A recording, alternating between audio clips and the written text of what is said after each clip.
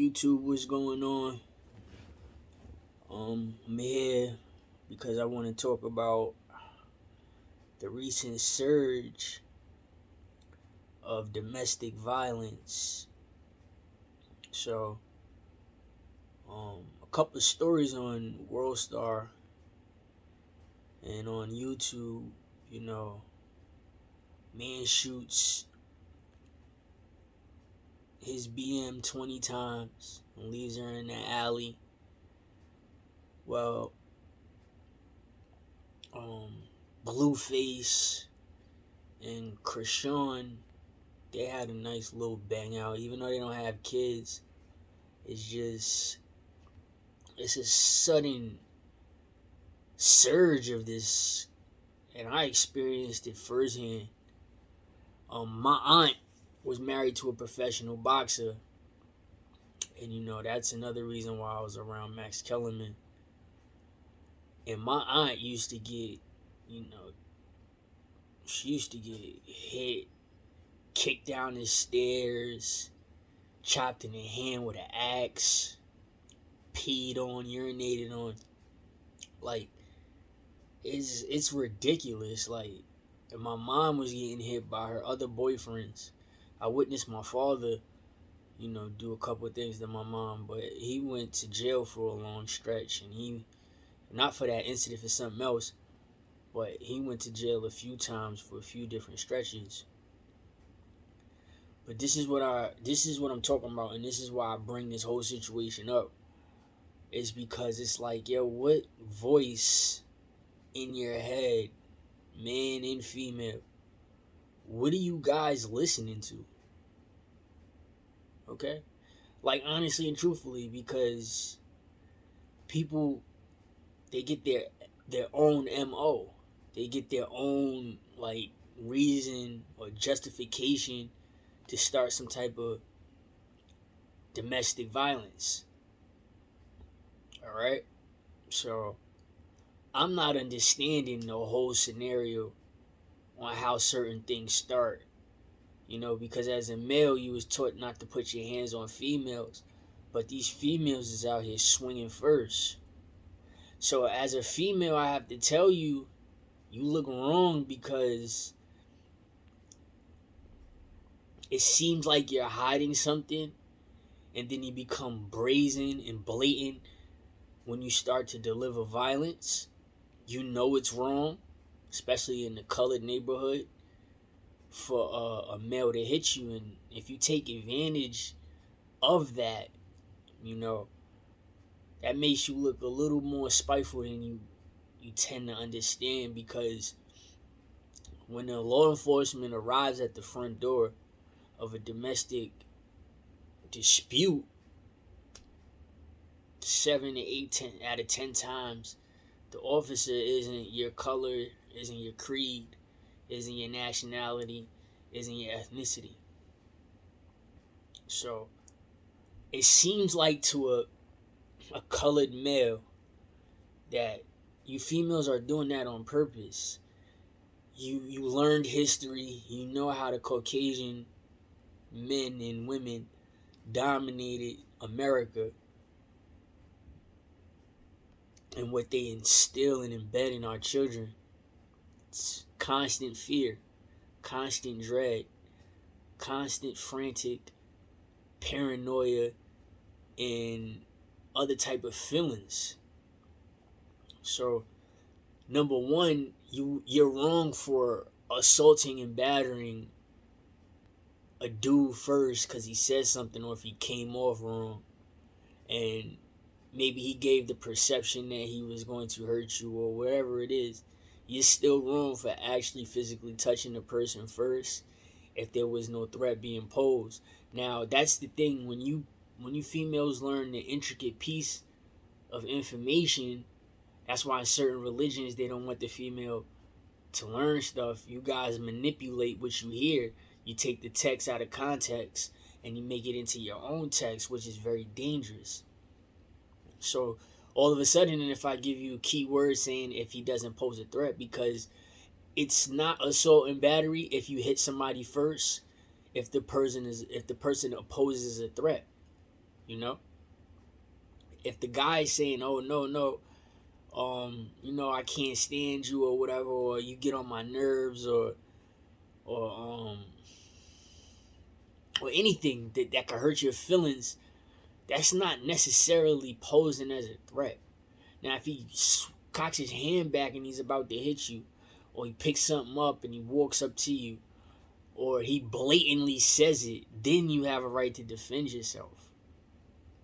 And that's just the thing. You lie and then you turn face, you know, for the other, ethnicity, the arresting officers.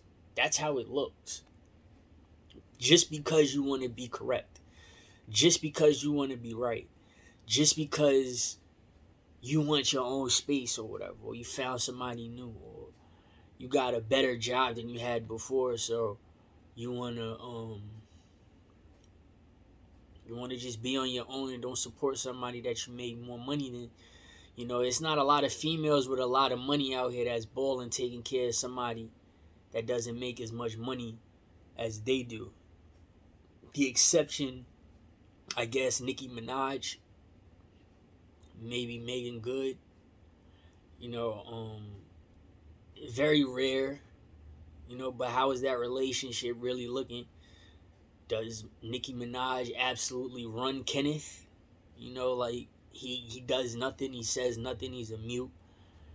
He can't even wear the clothes he wants to wear. Like, she picks his outfits and cooks his meals. Like, you see how that works? Like, especially Nicki, you could tell she's too bossy for anybody, for herself or whatever.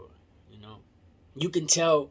I mean, I don't know if it's a bad thing or a good thing, but you can tell, like, the way when she was with Young Money, or if she still is with Young Money, you could tell Drake and Lil Wayne actually, like, enjoyed her company, and they probably wanted to pursue something forward, and she made it known, like, they never ever did anything or whatever, but they was just very flirtatious and they liked her.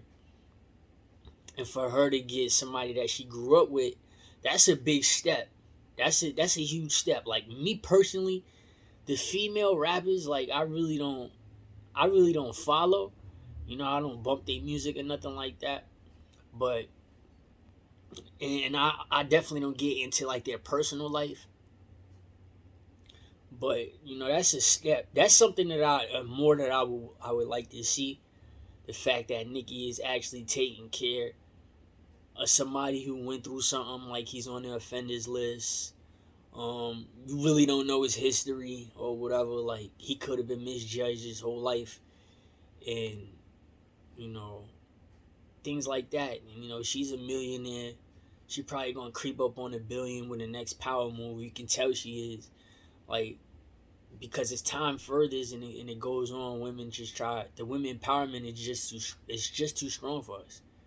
So they already, overseeded the boundaries of not getting paid. Now they're super paid, and now they want to get extra paid. You see what I'm saying? So, big ups to that whole situation. Megan Good, I think she's married to a pastor or whatever. But she plays a lot of, positions, and act as an actress, in certain uncomfortable situations that I really wouldn't, tolerate as being a husband. I mean, maybe it's because he's a pastor. Me, my personal history, personal relationships, people know not to try me.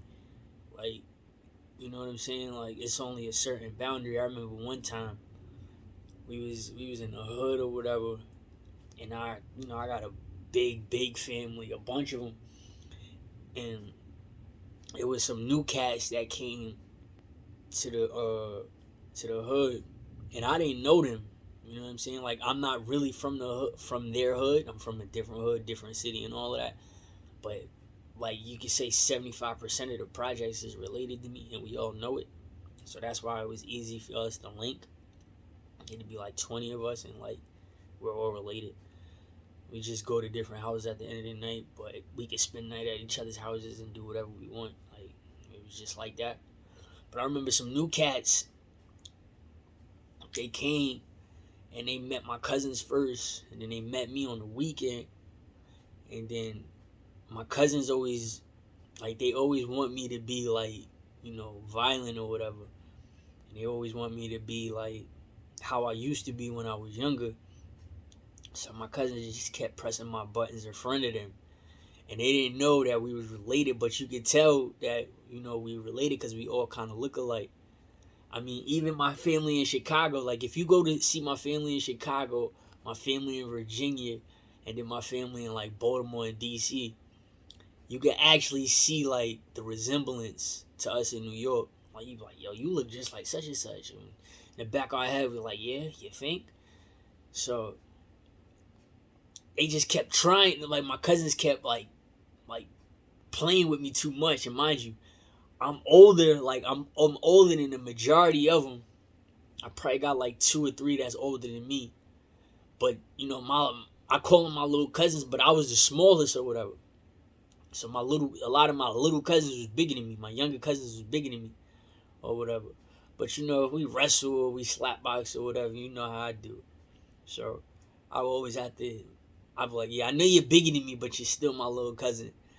Do the choice of resistance. A little wrestling or whatever, a little smack box. So these kids, they try to kind of like try to pick up like on my cousin's behaviors, and my cousins, they just sat back like no, he ain't about to sit up here and talk to my little cousin like that, or talk to my older cousin like that, right? So I was just letting my little cousins talk. We talking about everything basketball. Everybody know I was a Celtic fan. This isn't Hinduism. This sign on me, it means a lot. I mean, Paul Pierce is my favorite player. I did get this for Brahm, Vishnu, and Shiva. That's what it means. Pakistan, because Pakistan is that's what the 3-leaf clover is. Not the Father, Son, and Holy Spirit. It's that creation or whatever. So now the kids starting to trying to get like, they see I'm not really saying nothing, but we all of my little cousins is like, we all on the same page with them, because they knew to see like if one of us start, are you gonna start with us? Like, if I throw a punch, are you gonna throw a punch too? Like, that's how deep it gets. So my one of my cousins, he just kept messing with me or whatever. So like literally like 9 or 8 or 9 or maybe even 11 of my cousins was just dying laughing, like screaming laughing or whatever, like, because they already knew I was like a ticking time bomb or whatever. But I picked up on it. So my cousins is literally on a basketball court crying, laughing, holding their stomach, slouched over. And then our friends, that's not related to us, that's dumb close to us, they start laughing too. But they try to get the new cat's attention, like, yo, don't do it, yo. Like, for real, don't do it. So I'm sitting up here, I'm letting them rock. I'm like, man. And I'm just waiting. And then one of the kids, he was like, he was about to do something. Like, he was about to say something crazy, and I caught him right there. I said, bro, don't you even jump out of pocket with me. I don't know. Everybody started laughing. I was like, I used the N-word. I was like, these boys is my family. Literally my family. Go look at my father. They look like my father more than I look like my father. Like, this is literally my family. Like, they look like my grandmother more than I look like my grandmother, because I kind of look like my mom's father. Like, you can go check the pictures. So I called him or whatever. He was like, yo, your whole face just changed. He's like, I knew it was kind of like a setup. He was like, I'm sitting up here thinking like you kind of like, too chill, too laid back, kind of on the soft type. I'm like, so they broke it up. I was just about to stall him. I was about to just steal him, like you're not about to sit up here and do it. But that's my point. And like, my little cousins went over there and was like, yo, like, they didn't even say too much. They was just like shaking their head, like, and the cats, like, they really didn't come back to the hood anymore. Like, so I guess they must have failed the test. So I'm right in front of them before they didn't leave instantly. Like, they all got wild quiet, and I'm like, yo, where'd you find them? Like, they was like, yo, you're probably never gonna see them again. They're probably not gonna never come out here again or whatever. You know? But that's just my point. When somebody gets some type of like leverage, or if something is like a trend, right? Especially in a domesticated relationship. If a woman is out here in the house treating you as if she's about to take you to court any day, her verbiage, her actions, it's no reason to be in a relationship with her. No reason. Even if you got a family member or a friend, you live with a family member or a friend, like, you're not supposed to let it get that far. Like, if somebody is making it seem like they have an issue with you, and then they're trying to talk too technical, like they just constantly want to prove you wrong, then just end it. I'm being dead serious. Don't ever be involved with the person. Because if you got a baby by a girl and she's sitting up there saying she's calculating the rent and all the bills, and then she be like, technically, we're still this, that, and the third, or obviously, such and such, she carries out her sentence with those type of words, like, you're in trouble. Because she's only thinking about grooming and seasoning herself to be able to talk in front of an officer properly and articulate herself in front of an officer, in front of a judge, and in front of a court, a jury, and everybody, a prosecutor.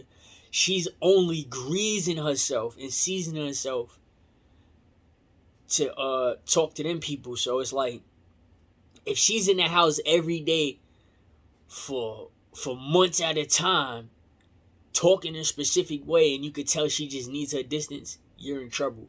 But that's my point about the females. Like, y'all sit up there and y'all take advantage of the situation, because you know why? You're sitting up there for all them months while the other party is paying bills, putting groceries in the house, doing whatever. You know what I'm saying? You're sitting up there taking all of that, right? But you're practicing on how to flip on a person when you don't need them.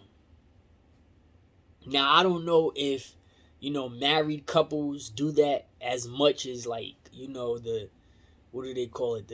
There's the legal marriage, and then there's the marriage by, like, default. I guess if you're, like, the common law, I don't know. The common law is the laws that's not written they're not written anymore, but they still stand for control. So I guess if you go 10 years with living with each other, being with somebody or whatever, y'all actually, like, married through the law of the land.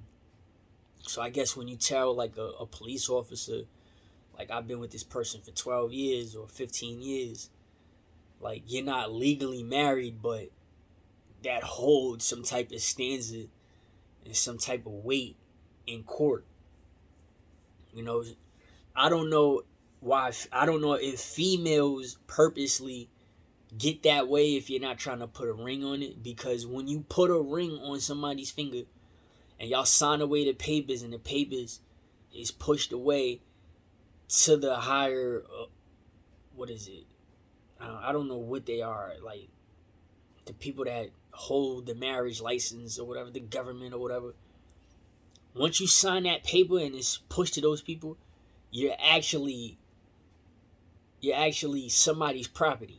So, like, there's common and uncommon laws. Like, in the uncommon laws, like, especially in the Commonwealth, like, you can do certain things to your significant other. Like, there's no such thing as abuse. Like, if y'all leave in a church or a chapel and you get into a fight with your significant other, like, you can't go to jail. Like, neither one of y'all. Like, I know when I was incarcerated, this dude, right, he was married to this woman, right? He had what's his name? Pinhead tatted on him, on his leg. And I was in, I was in the violent section or whatever because I had a little case myself. But his situation was on the news. I seen it. I seen his situation on the news when I was in VA, and I seen the other ex-Marine, Don. Yeah, Don, I'll tell you his story too. His situation was in the news too. So the first dude, he actually got out. He had glasses, he had a bald head, he was big. He was solid. Like, you know how some people is just naturally girthy? This dude was huge, like, for no reason. He looked like a dresser. Like if you sat a dresser up, you see how thick a dresser could be? Like a solid wooden dresser. He was thick as hell. He was huge. He looked Samoan, like Yokozuna. Like he looked like his legs was like tree trunks, like tree stubs. Like this dude come in his crib. He thought his wife was cheating, right?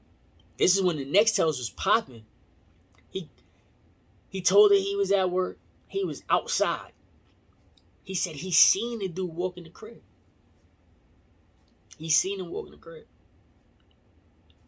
He went in the house through the window. Dude left the window open like he straight plotted on this shorty. Went upstairs. Told the guy, like, and it was on the news. Told the guy, like, nah, I ain't gonna do nothing to you. But watch this. Tied his wife to the chair. He tied his wife to the chair and chopped her head off. Literally decapitated her right in front of him. Took his wedding ring and put it on her neck.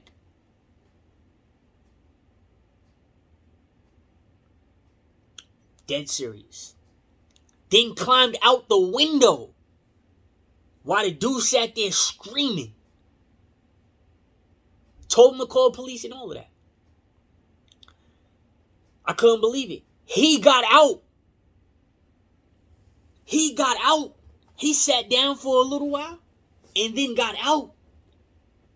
He was justified in the Commonwealth state of Virginia, sorry. I was in Virginia about to go to New York, but I had got in trouble. Then Dom, the ex-Marine, he put his whole family to sleep. They said he had some type of chemical to make everybody sleepy. He tried to set the house on fire. Mind you, he was home from the military because half his face got blown off.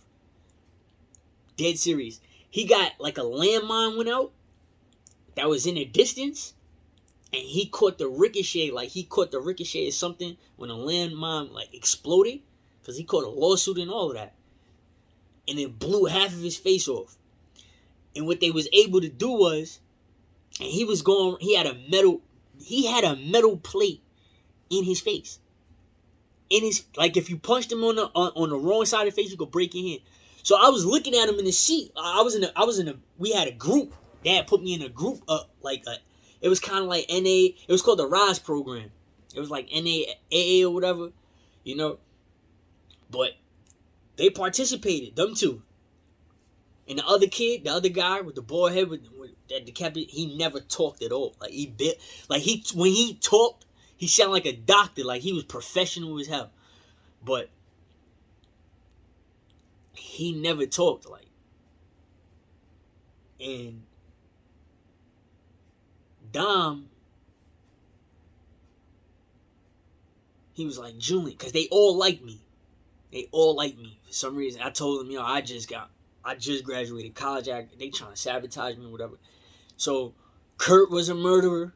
He did 27 years. Got out. He told me his story. He got out. White dudes too. He got out and purchased the car. The car somehow was stolen and he got put right back in jail. Like they set him up. Dom was like, he was like, let me see your hand. He grabbed my hand. He said, don't be scared. He said, go like this to my face. I go, boom, boom, boom, boom. That joint was metal. I'm talking about metal. I was like, yo. Like the Terminator T-1000. I don't know if whoever he was, the Terminator. About that's how his face was.